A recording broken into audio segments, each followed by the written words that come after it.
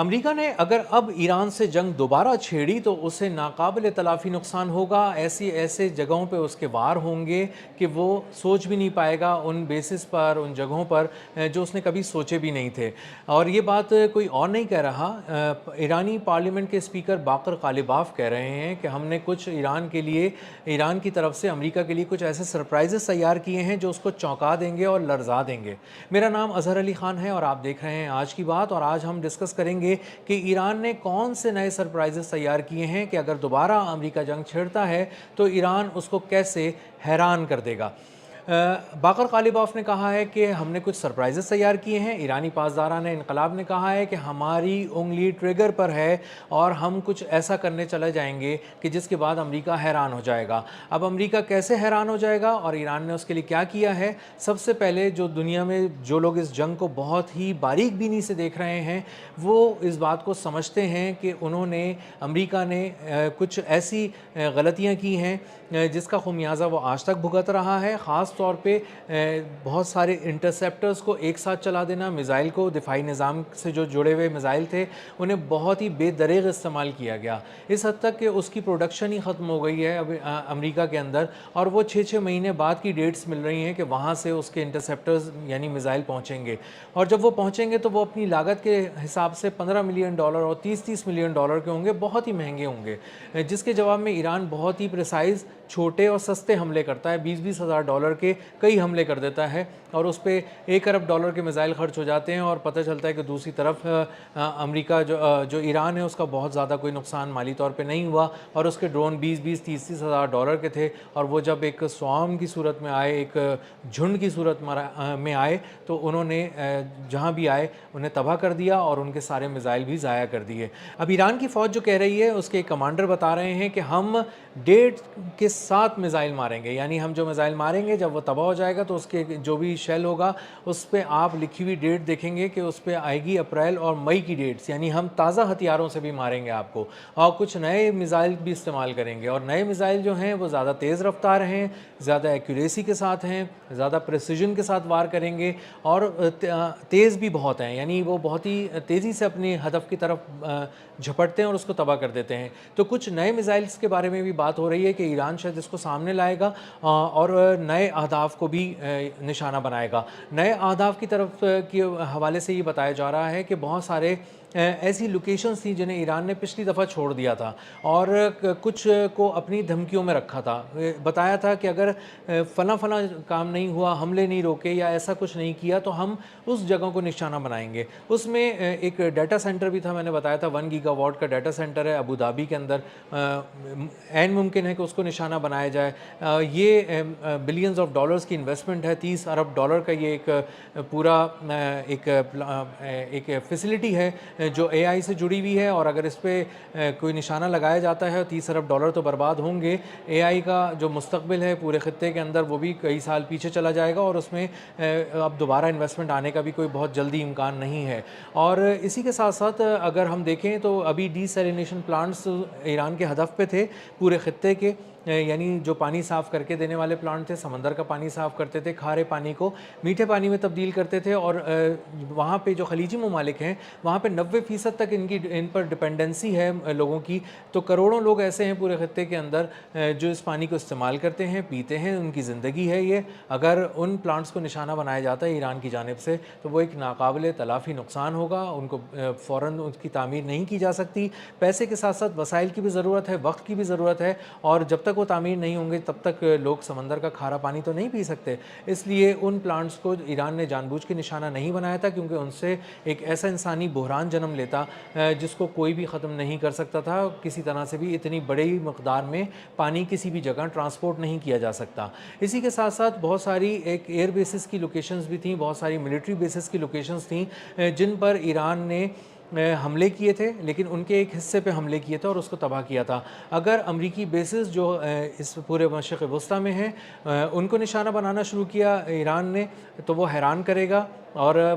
جو نقصان ہے امریکی فوج کو جو اب تک بھی اربوں ڈالر کا ہو چکا ہے اور ان کی بیسز کے نقصانات کی تفصیل تو ابھی بھی سامنے نہیں آئی ہیں. اگر ان بیسز کو مزید نشانہ بنایا جاتا ہے, مزید نقصان پہنچایا جاتا ہے, تو وہ نقصان بے انتہا زیادہ ہوگا اور کئی ارب ڈالر مزید اس میں ایڈ ہو جائیں گے جو پچھلے کئی ارب ڈالر کا جن پر نقصان ہو چکا ہے. اسی کے ساتھ ساتھ اگر ہم تھوڑا سا شفٹ کریں اور دیکھیں کہ اسرائیل میں کیا صورتحال ہے, تو اسرائیل میں بہت سے اہداف ایسے تھے جن کو ایران نے اپنی نشانے پر رکھا تھا لیکن ان کو اڑایا نہیں تھا. وہ ملٹری بیسز, وہ فوجی بیسز, وہ کمپاؤنڈز تھے, وہ بہت ساری انرجی کی سائٹس تھیں, انفراسٹرکچر تھے بہت سارے جن کو نشانہ بنایا جا سکتا تھا, جس سے پورے شہری انفراسٹرکچر کے بخیے ادھیڑے جا سکتے تھے. ایران نے لمیٹڈ اٹیکس تو کیے تھے لیکن ایران نے ایک بڑے پیمانے پہ وہاں پہ حملے لانچ نہیں کیے تھے جو شہری تنصیبات پہ ہوں, شہری انفراسٹرکچر پہ ہوں. اس بار یہ کہا جا رہا ہے کہ ایران نے پر اگر اسرائیل کی طرف سے کوئی حملہ ہوتا ہے اور جنگ دوبارہ چھڑی جاتی ہے, ایران پہ مسلط کی جاتی ہے, سیز فائر نہیں مؤثر رہتا, تو ایران جو ہے وہ اسرائیل پر جو حملے کرے گا وہ ان کے شہری انفراسٹرکچر پہ بھی کرے گا, انرجی انفراسٹرکچر پہ بھی کرے گا, فوجی انفراسٹرکچر پہ بھی کرے گا, اور ان کی فضائیہ کو ایک بار پھر ناقابل تلافی نقصان پہنچائے گا جو اس نے نیوتم ایئر بیس سے پہنچایا, جو اس نے رمون ایئر بیس سے پہنچایا. اور ایک رات میں آدھے گھنٹے میں 4 ارب ڈالر کے طیارے F-35 40 جن کی تعداد تھی ان کو ایک ہی پھونک میں اڑا کے رکھ دیا, تباہ و برباد کر دیا. اور مشرق وسطیٰ پہ جو فارورڈ اٹیک کی کیپیسٹی تھی اسرائیل کی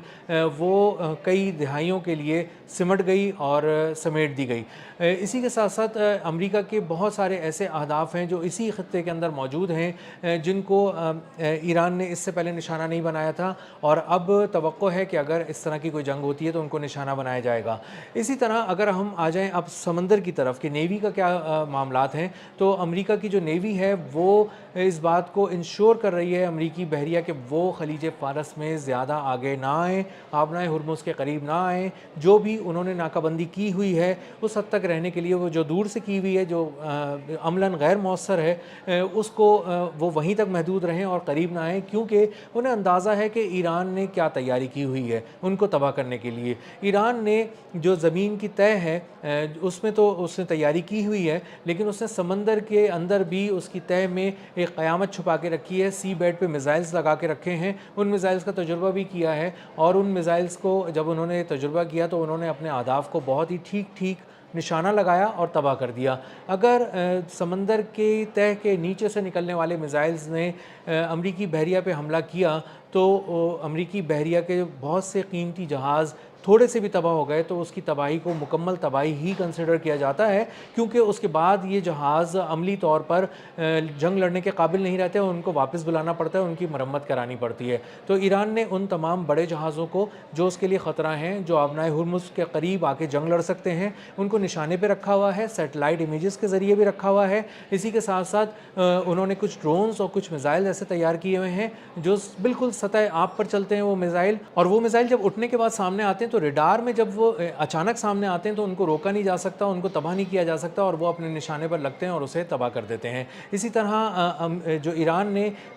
آبنائے ہرمز کے قریب اور خلیج فارس میں کچھ بارودی سرنگیں بھی بچھائی ہیں, اور وہ ایسی بارودی سرنگیں ہیں جو صرف تیرتی نہیں ہیں بلکہ اپنے دشمن کو دیکھنے کے بعد جب انہیں بتایا جاتا ہے تو وہ ایک موٹر سے ان میں آن ہو جاتی ہے اور وہ تیزی سے آگے بڑھتی ہیں اور تیزی سے تیرتی بھی جاتی ہیں اور جا کے اپنے ہدف سے ٹکرا کر اپنے آپ کو تباہ کر لیتی ہیں, جس کے نتیجے میں ہدف بھی مکمل طور پر تباہ ہو جاتا ہے. اور اگر یہ امریکی جہاز ہیں, امریکہ کی آبدوزیں ہیں, تو ان کو بہت زیادہ خطرہ ہے ان بارودی سرنگوں سے جو تیر رہی ہیں خلیج فارس میں آبنائے ہرمز کے قریب. اور اسی کے ساتھ ساتھ جو آبنائے ہرمز کے قریب سمندر کی تہ میں جو میزائل لگائے ہوئے ہیں, جو جدید میزائل ہیں جو 100 میٹر پر سیکنڈ کی رفتار سے نکلتے ہیں سمندر کا سینہ چاک کر کے اور اپنے ہدف کی طرف بڑھتے ہیں, اس کو نشانہ بناتے ہیں, وہ میزائل بھی اس وقت امریکہ کے لیے بہت بڑا خطرہ ہیں. جو جی پی ایس جیمنگ ہے جو جہازوں کو اندھا کر دیتی ہے, وہ بھی ایران نے اس کا بھی کامیاب تجربہ کیا ہے, پچھلے کچھ دنوں کے اندر کیا ہے. پچھلے 1 مہینے سے امریکی بحریہ جو اب تک آبنائے ہرمز کے قریب نہیں آ پا رہی, اس کی بھی ایک وجہ یہ ہے کہ ایران نے ایک سرپرائز دیا تھا, الیکٹرانک وارفیئر کے حوالے سے دیا تھا, اور اس نے ان کی جی پی ایس کو اور تمام نیویگیشن سسٹم کو جیم کر دیا تھا, جس کے بعد امریکی جو بحری جہاز ہیں وہ اندھے ہو گئے تھے اور ان کو سمجھ نہیں آ رہا تھا کہ وہ کس طرف جائیں، جس کے بعد وہ پیچھے ہٹنا شروع ہوئے اور انہوں نے اپنی نقل و حرکت محدود کر دی۔ تو ایران نے بہت سے ایسے سرپرائزز تیار کیے ہوئے ہیں جو نہ صرف فضا میں ہیں،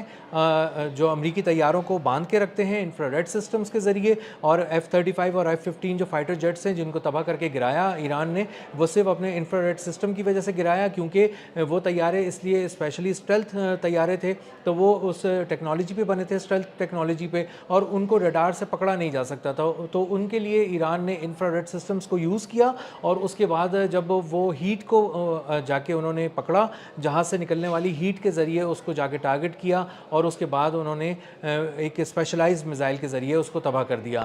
تو امریکہ کے طیارے بھی اب ایران کی فضاؤں میں آسانی سے اڑ نہیں سکتے، حملہ آور نہیں ہو سکتے، اور ان کی جو فضائی صلاحیت ہے حملہ کرنے کی امریکہ کی، وہ بھی ایران نے ختم کر دی ہے۔ اسی طرح ایران پر زمینی حملہ بھی نہیں کیا جا سکتا، کیونکہ ایران نے اصفہان کی زمین پر قدم رکھنے والے امریکی فوجیوں کو اور ان کے طیاروں کا قبرستان بنا کر یہ بات ثابت کر دی ہے کہ جب بھی یہاں قدم رکھو گے $1 ارب کے طیارے، $800 ملین کے طیارے تباہ کر کے جاؤ گے، اور اپنے فوجیوں کو بھی واپس نہیں لے جا سکو گے، اور ساتھ ساتھ جو یورینیم چرانے تم یہاں آئے تھے وہ بھی تم نہیں چرا پاؤ گے۔ تو امریکہ زمینی حملہ بھی نہیں کر سکتا، فضائی حملہ بھی نہیں کر سکتا، اور سمندروں میں بھی بہت محدود ہو چکا ہے، اور یہ تمام وہ سرپرائزز تھے جو ایران نے اب تک اس کو دیے تھے۔ تو اب جب ایران یہ کہہ رہا ہے کہ اس نے ایک نئی جنگ کے لیے نئے سرپرائزز تیار کیے ہیں امریکہ کے لیے، تو اس بات کو بہت سنجیدگی سے لینا چاہیے، اور لے رہی ہے۔ اور اب آنے والے دنوں کے اندر یہ کہا جا رہا ہے کہ اگر ایک قدم بھی آگے بڑھایا امریکہ نے جنگ کے نام پر اور کوئی نئی جنگ مسلط کی، تو ایران نئے میزائلز، نئے ڈرون، نئی ٹیکنالوجی، نئے وارفیئر، اور خاص طور پہ نئے